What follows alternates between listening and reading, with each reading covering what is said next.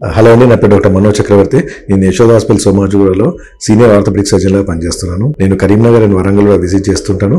అక్కడ మీరు కావాలంటే సంప్రదించవచ్చు నన్ను. ఈ జాయింట్కి కావాల్సిన స్పోర్ట్స్ ఇంజరీస్ గురించి మాట్లాడుకుందాం. ఇవి స్పోర్ట్స్ ఇంజరీస్ నార్మల్గా ఏమైనా ట్విస్టింగ్ మూవ్మెంట్స్లో వస్తాయి. ఐదర్ మీరు ఫుట్బాల్ ఆడేటప్పుడు, లేకపోతే బ్యాడ్మింటన్లో ఆడేటప్పుడు, క్రికెట్, ఎనీ స్పోర్ట్స్లో ఇది రావచ్చండి.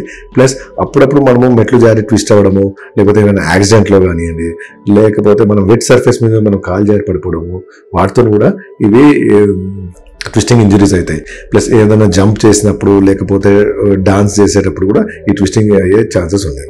ఈ ట్విస్టింగ్ ఇంజరీ అయినప్పుడు మనకు నీ జాయింట్కి చాలా కొంచెం స్వెల్లింగ్ వస్తుంది. సెకండ్ థింగ్, పెయిన్ విపరీతంగా ఉంటుందండి. పేషెంట్ కుంటడం స్టార్ట్ చేస్తాడు, బరువు పెట్టవచ్చు, కానీ కుంటడం మాత్రం చాలా ఎక్కువగా ఉంటుందండి.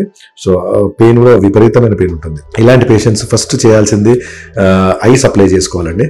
మోకాల చుట్టూ ఐస్ అప్లై చేసి ఏమైనా పెయిన్ కిల్లర్స్ తీసుకోవాలి. తర్వాత డాక్టర్ దగ్గరనే సంప్రదించాలి. Suppose doctors x rays తీస్తారండి.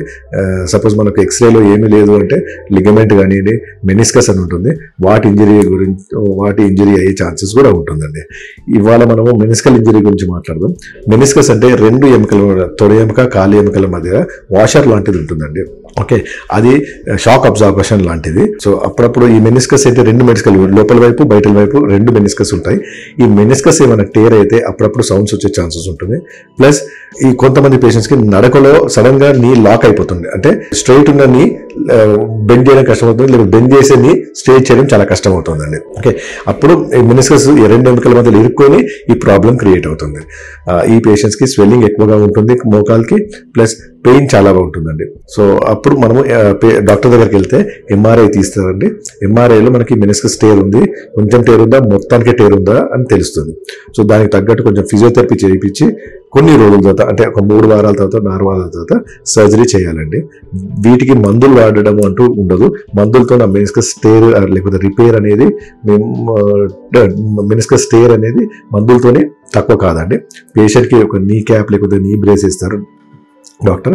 3 to 4 weeks తర్వాత మనం సర్జరీ చేసి ఆ చెరిగిన మెనిస్కస్ని ఐదర్ రిపేర్ అంటే కుట్టడం అన్న జరుగుతుంది, లేకపోతే కొంచెం భాగం, అది మధ్యలో ఎముక మధ్యలో ఇరుకునే భాగాన్ని కొంచెం తీయాల్సి వస్తుందండి. సో అది ఆపరేషన్ థియేటర్లో డాక్టర్ గారు తెగిన చోట బట్టి మనము ఆర్థోస్కోపీ పద్ధతులు చేస్తాం కాబట్టి రెండిట్లో ఏది పేషెంట్ బెనిఫిషియలో అది చూస్తారండి. ఆర్థోస్కోపీ అంటే మనం మైక్రోస్కోప్తోనే మనము సర్జరీ చేయడం అండి. పూర్వకాలంలో మొత్తం కోసేవాళ్ళు, మొత్తం నీ జాయింట్ని కోసేవాళ్ళు. అలా కాకుండా చిన్న చిన్న కాట్లతో మనము ఆర్థోస్కోపీ పద్ధతుల్లో ఇది ట్రీట్మెంట్ చేయొచ్చండి. తర్వాత ఆపరేషన్ అయ్యాక పేషెంట్ యథావిధిగా మళ్ళీ నెక్స్ట్ డేనే వాకింగ్ చేయొచ్చు, ఆఫీస్కి వెళ్ళొచ్చు, మెట్లు ఎక్కొచ్చు without walker. So next day నుంచే మనము ఈ ఆర్థోస్కోపీ పద్ధతిలో వాకింగ్ చేయొచ్చు కాబట్టి సులువుగా ఉంటుంది. బ్లడ్ లాస్ ఉండదు, ఇన్ఫెక్షన్ ఛాన్సెస్ తక్కువగా ఉంటాయి. ప్లస్ తొందరగా మనము జాబ్ వెళ్ళొచ్చు. అండ్ మేము తర్వాత కూడా కొన్ని ఎక్సర్సైజెస్ నేర్పిస్తాం. ఇవి ఎక్సర్సైజెస్ ఒక 1 month వరకు చేస్తే సరిపోతుందండి. స్పోర్ట్స్ కూడా ఆడవచ్చు, యథావిధిగా అన్ని పనులు చేయొచ్చు.